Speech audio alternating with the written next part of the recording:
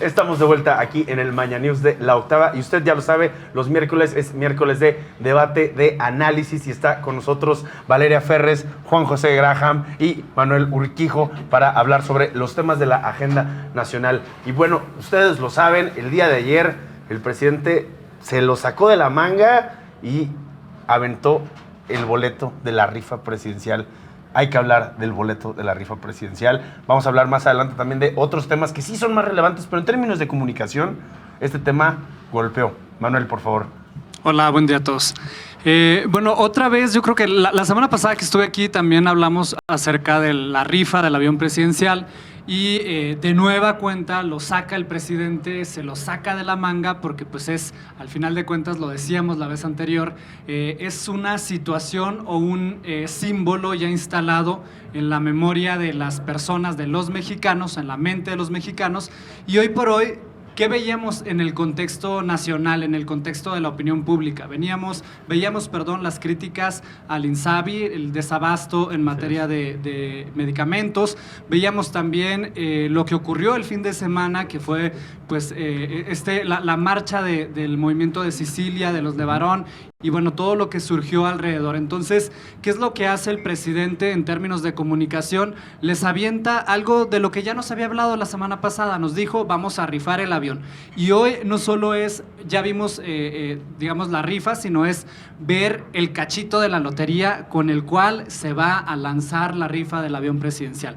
Y entonces, otra vez nos vuelve a poner a debatir en términos de algo tangible y algo fácil para la opinión pública. Entonces yo creo que es, al final de cuentas, una forma, digamos, de distraer la atención de los temas verdaderamente importantes, pero también no solo distraer en un término negativo, sino de darle tiempo al presidente de dar soluciones o dar respuestas a otro tipo de demandas. ¿Quieres que vayamos antes de continuar con el debate a lo que está diciendo ahorita Donald Trump? Comenzó ya esta transmisión relacionada precisamente con el TEMEC. Vamos precisamente en vivo a lo que está aconteciendo allá en los Estados Unidos.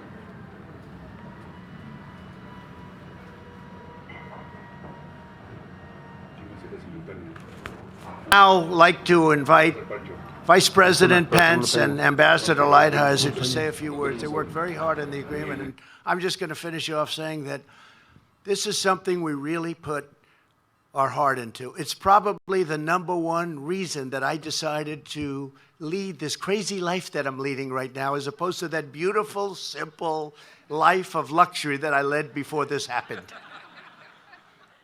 But I love doing it, and the reason I love doing it is that nobody in a period of 3 years has done so much as all of us have. Nobody. There's never been an administration that has done what we've done in the first 3 years.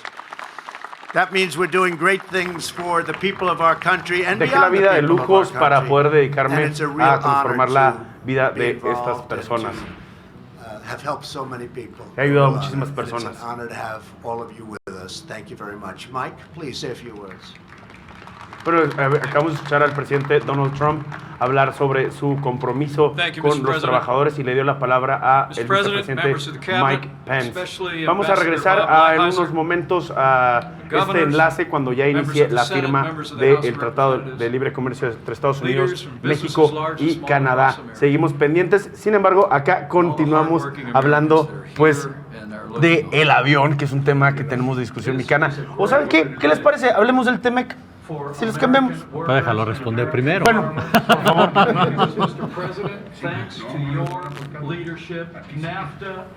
Sí, pues como bien decía Manuel, y además yo tengo una columna que me gusta mucho que va a aparecer, que va a ser vigente durante todo el sexenio en este ejercicio de las mañaneras, que es el tema de cómo hacía yo una apología y una comparación entre la marimba tabasqueña y lo que hacía el presidente en estas mañaneras. Justamente es eso, es volver a lo mismo, es volver a tocar un tema que distrae, y no solo distrae, sino que es muy efectivo ante la oposición. Volvieron a lo mismo.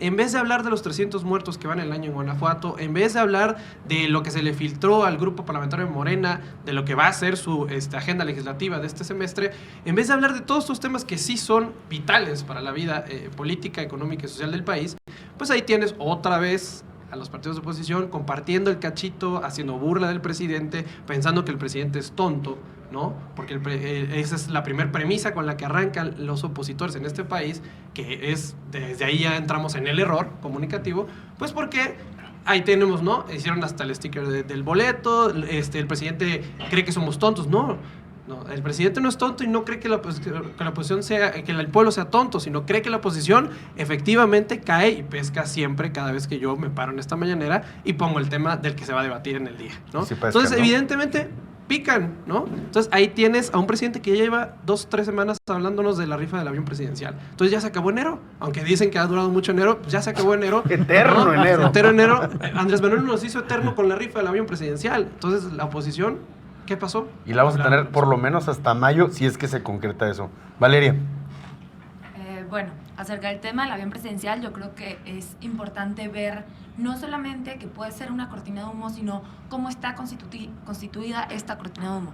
¿A qué voy con esto?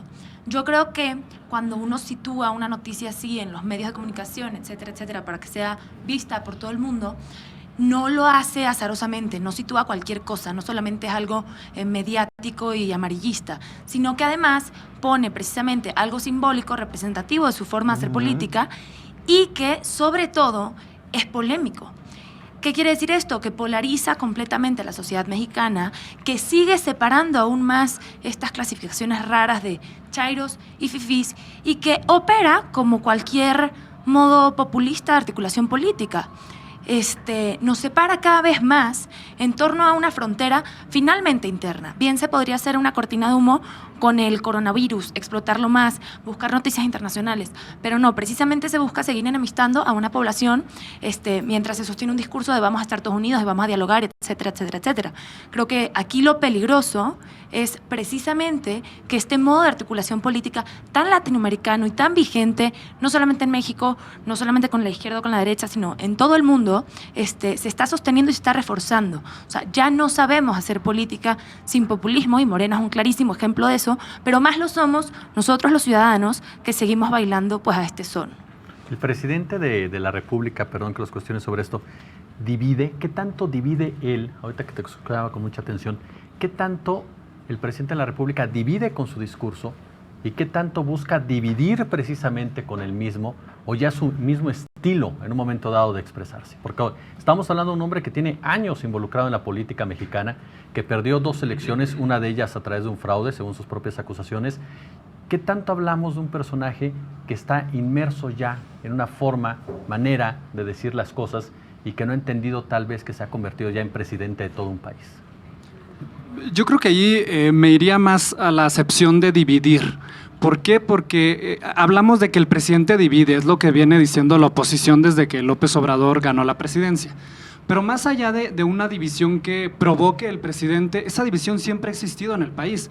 El punto es, hoy la estamos viendo.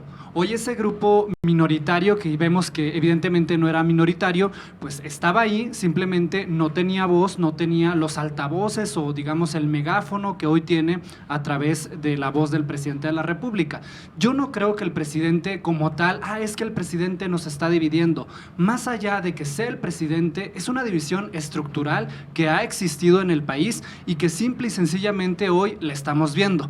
Hoy se hace evidente en las mañaneras, hoy se hace evidente a través de el megáfono que representa las redes sociales y bueno, pues más allá de la división es algo que hoy lo estamos viendo y es algo que a los que teníamos el privilegio de la voz, de ser escuchados, etcétera, pues hoy sí nos pega. ¿Por qué? Porque hoy estamos viendo una respuesta, digamos, de esa mayoría que estaba silenciada.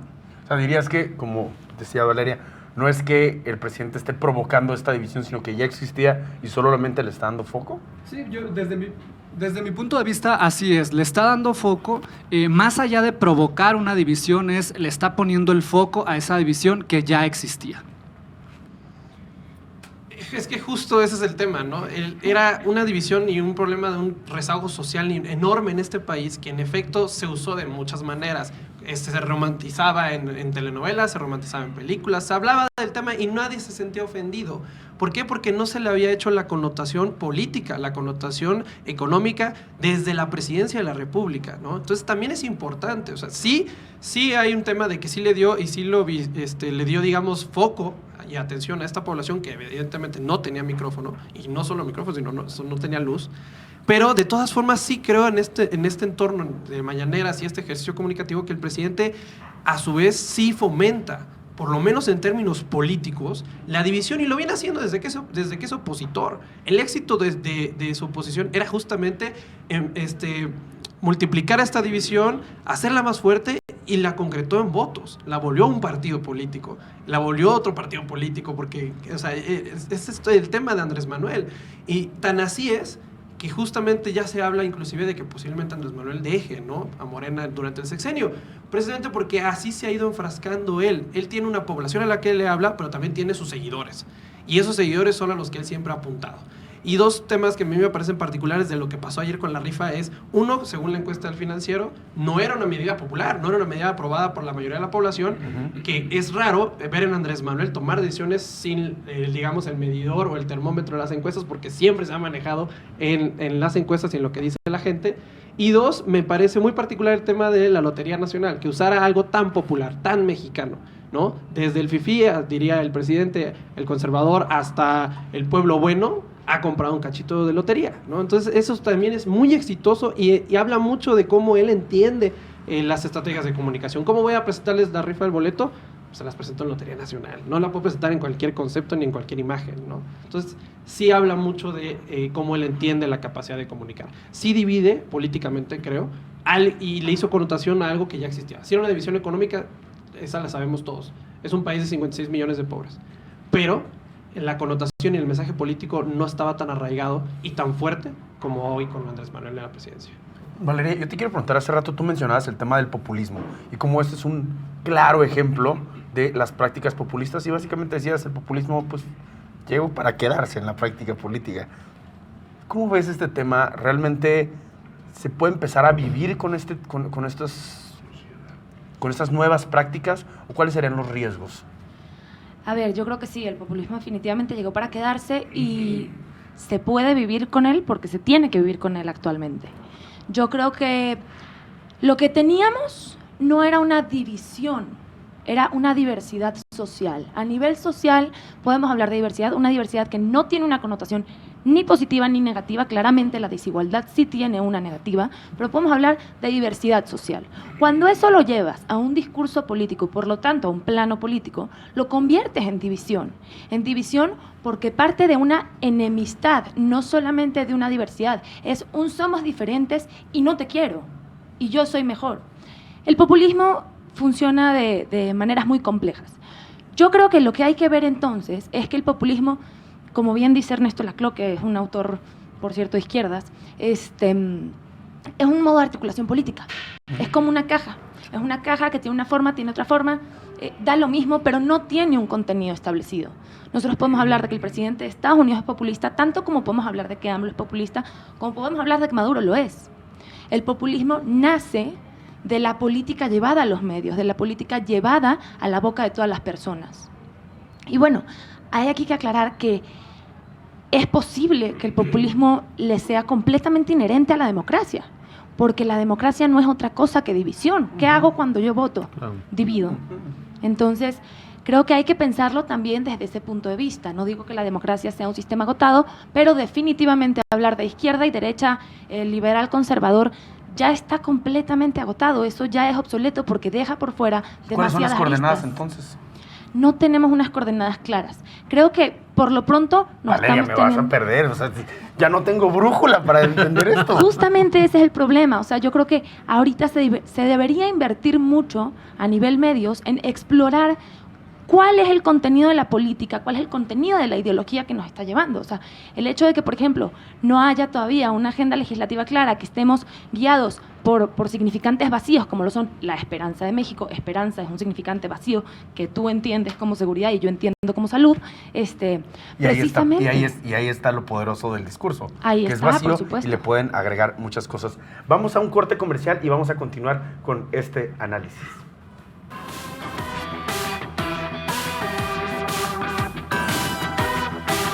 Soy Gerardo Canseco de Excelencia Personal. Estás viendo La Octava.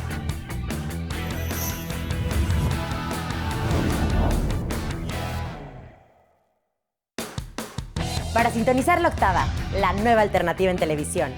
¿Qué hay que hacer? Es muy fácil. Solamente prende tu televisión, toma tu control y vas a buscar menú de ajustes. Vas a seleccionar la búsqueda automática de canales. Puede aparecer también como sintonización automática o autoscan. Actívalo y listo.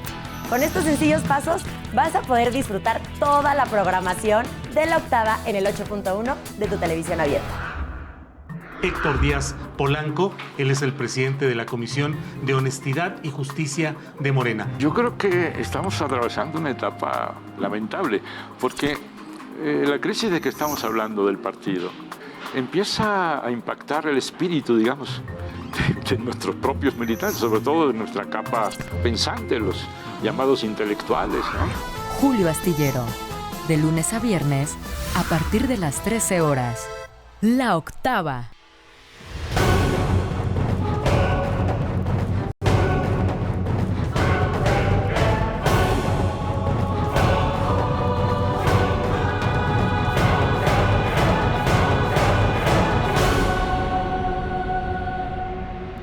La Octava. ¿Qué tal? Los saluda el comandante Hernández. Esto es REC, Reporteros Ciudadanos de los Supercívicos. Este es un programa de televisión que no debería de ser de televisión, porque prácticamente todo el contenido que sale de aquí está hecho en celulares. Cuéntanos su historia y nosotros nos vamos a encargar de hacerlos famosos. El rebote que está ahí, los policías me dijeron que ya tiene reportada la alcaldía. Su banqueta está muy resbalosa, entonces le vamos a poner estas lijas para que la gente no se vaya a romper la madre, ¿no? Porque su Barbie, Ejército de Oriente, siempre está lleno de caca. Este es Ejército de Oriente, ya había reportado que aquí se inunda seguido. Aquí no hay cámaras, ni micrófonos, ni maquillaje, sino simplemente historias reales de gente real que busca solucionar problemáticas de su comunidad. El día de hoy vamos a buscar esas banquetas que han sido invadidas por la gandallitis y vamos a tratar de buscarles un remedio para curarlas.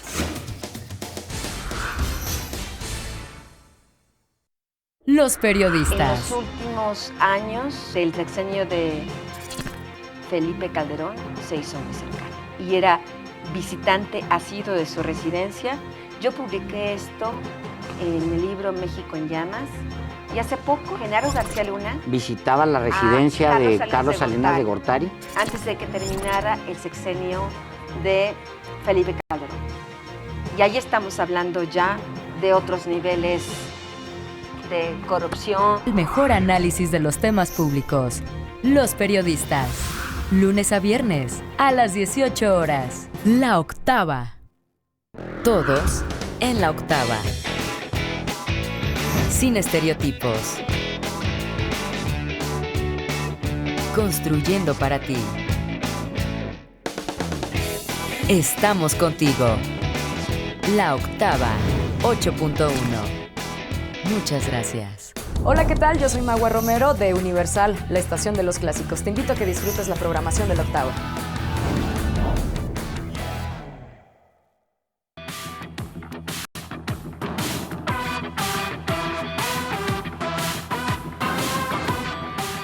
Continuamos aquí, por supuesto, en el Mañana News, el miércoles de debate. Caray, ya nos dieron una anticipadita de lo que va a pasar a la continuación. Morena, ¿qué pasa en Morena? ¿Por qué Morena está viviendo esta situación a su interior? ¿Qué representa Morena para el presidente de la República? ¿Qué tanto le interesa al presidente intervenir en el futuro de Morena? Bueno, ya tengo el micrófono, entonces. Bueno, para entender a Morena, primero hay que definirlo, ¿no? ¿Qué es Morena? Morena fue un movimiento que en su momento se aglutinó en torno a una persona, que es Andrés Manuel López Obrador, y a un objetivo, que el objetivo era generar el cambio de régimen. Pero ¿cómo se aglutinó en ese momento Morena? Es decir, ¿qué es lo que llegó a Morena? Llegó desde una Lili Téllez, que si bien es cierto no es militante, pero está donde está por ser justamente una candidata afín a Morena, que además es conservadora, muy conservadora, y lo decíamos ahorita en el corte, tenemos enseguida de ella en el Senado de la República, compartiendo prácticamente curul a la senadora Citlali, que es de súper izquierda.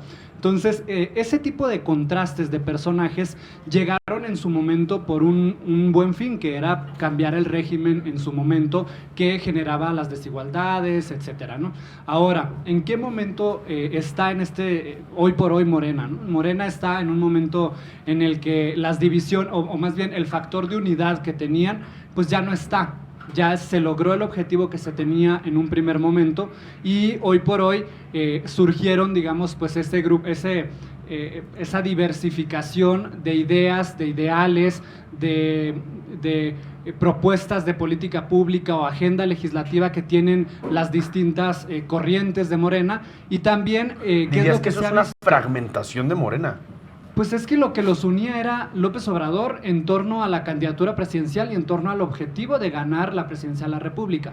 Ya no tienen ese vértice de unión. Entonces, y además también hay que decirlo, el 80% de las personas que hoy conforman Morena son perredistas. Hay que ver cuál fue la historia del PRD para entender también lo que está sucediendo hoy en Morena.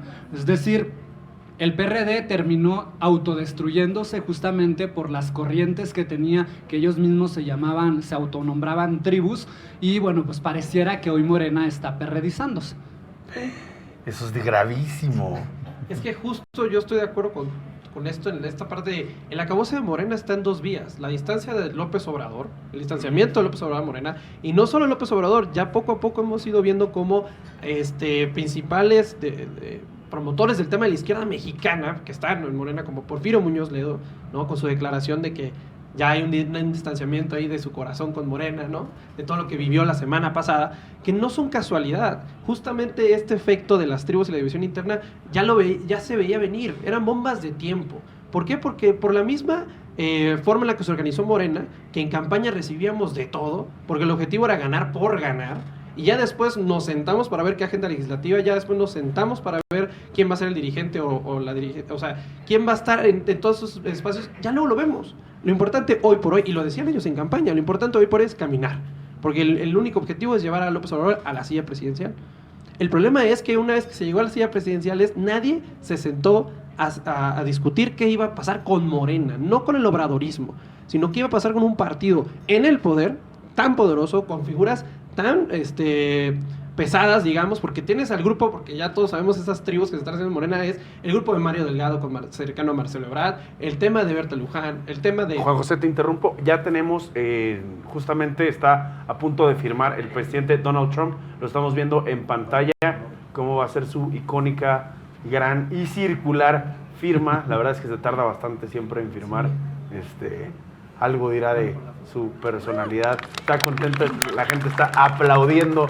Por supuesto, acaba de terminar esta firma, la negociación durante mucho tiempo. Está ahí a su derecha Mike Pence, está también Jared Kushner, que fue uno de los principales operadores para realizar esta firma del tratado. A cuadro no vemos a ninguno de los miembros del equipo mexicano. Está junto con trabajadores, es una parte de comunicación política importante. Vemos a personas como trabajadores de fábrica, gente con sombrero de campo, otros con cascos de construcción. En este sentido sentido que vino también a rescatar, ¿no? Con el TEMEC. Exactamente. Tú recuerdas precisamente, Pancho, que el señor Donald Trump lo dijo en varias ocasiones: el Tratado de Libre Comercio es el peor tratado firmado por Estados Unidos porque ha provocado que se vayan los empleos, y que ese discurso le granjeó muchísimos votos de ese sector de la población precisamente en las elecciones pasadas. Particularmente en el Rust Belt, que francamente era una mentira, y se lo dijeron los especialistas. Donald Trump mentía cuando decía que el TEMEC le había quitado los trabajos. Lo que quitaron los trabajos fue justamente la automatización. Perfecto, pues ya quedó firmado el tratado, lo voy a enseñar. Ahí está, la firma es enorme, se los dije, la firma es enorme.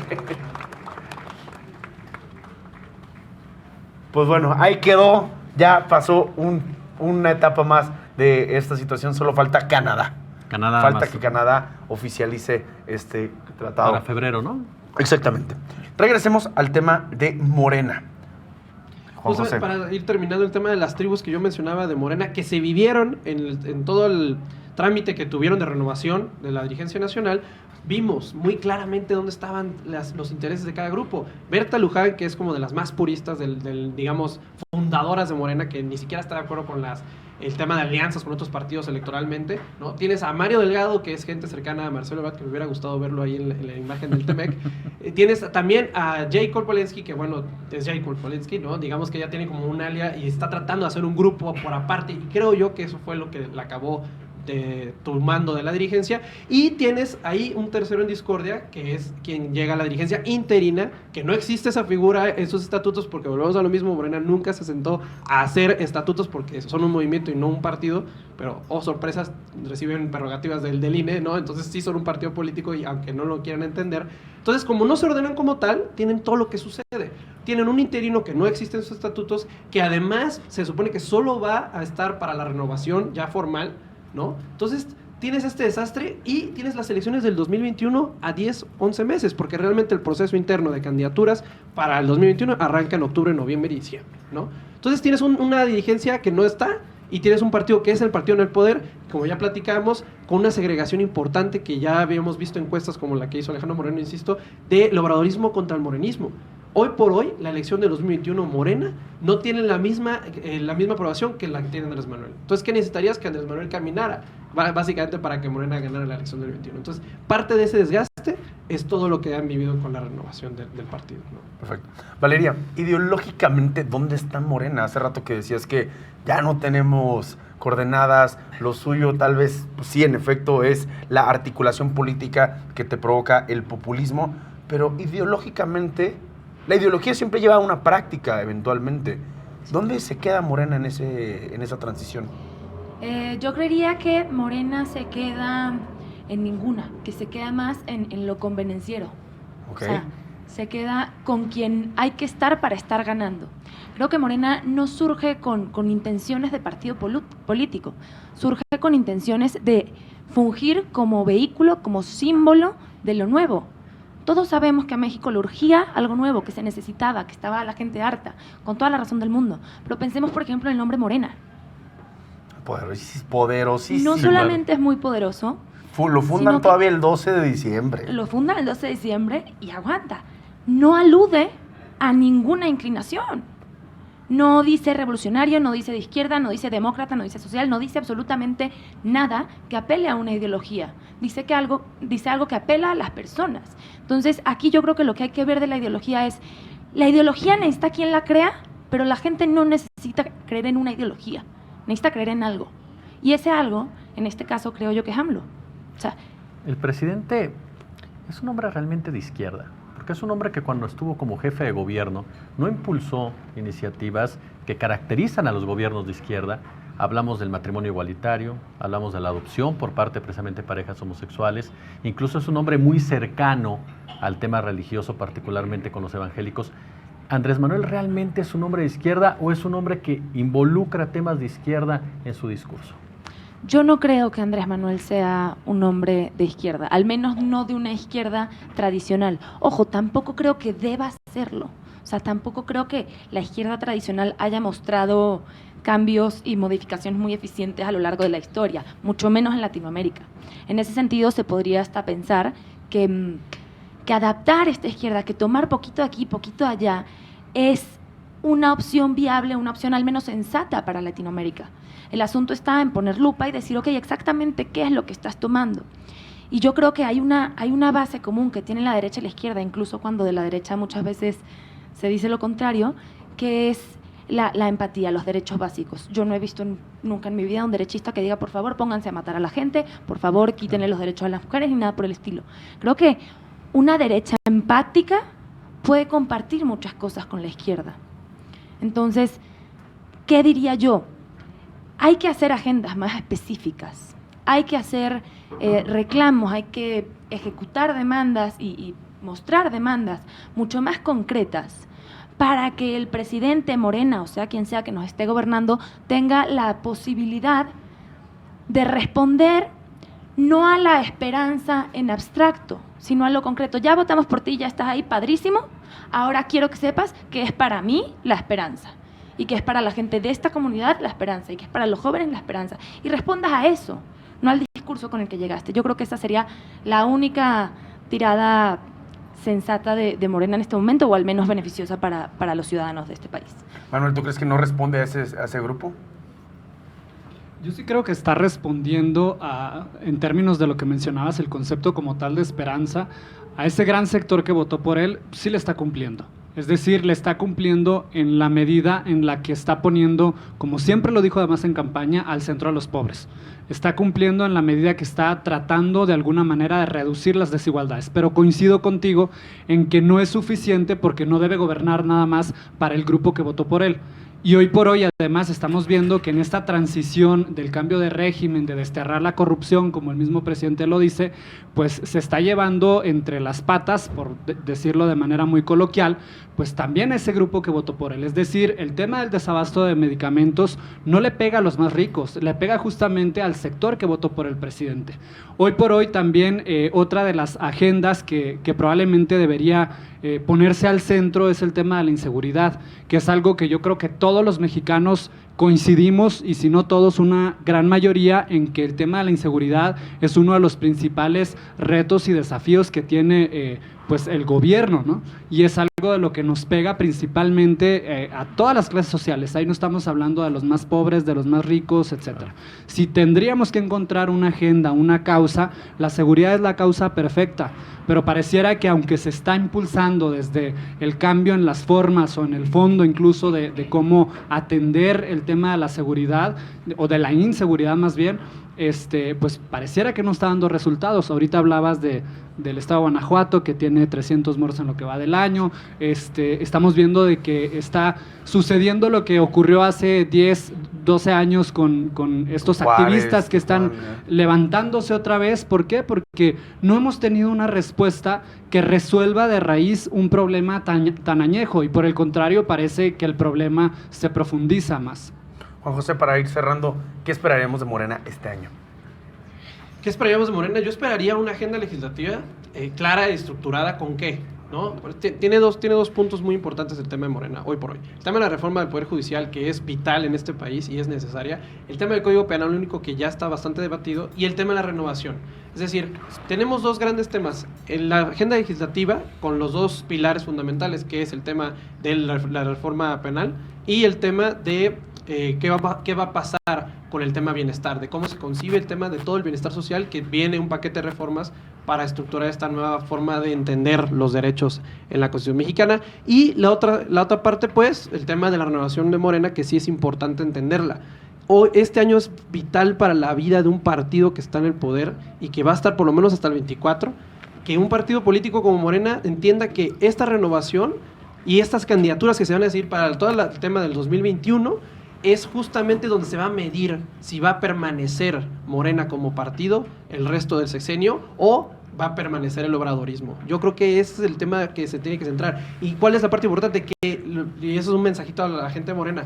Tienen que entender que son un partido político y tienen que organizarse como tal, no como un movimiento, porque el movimiento ya ganó la elección. Ahora el partido gobierna. Es un gran punto. Con eso nos quedamos definitivamente. Muchísimas gracias a los tres, de verdad, un debate interesante, un debate que aporta muchísimo a toda la audiencia del Mañana News. Muchas gracias. Y sobre todo gracias a usted por acompañarnos aquí en el Mañana News, a Pancho Parra, su servidor Jesús Escobar Tobar, y nos escuchamos y nos vemos mañana. Gracias.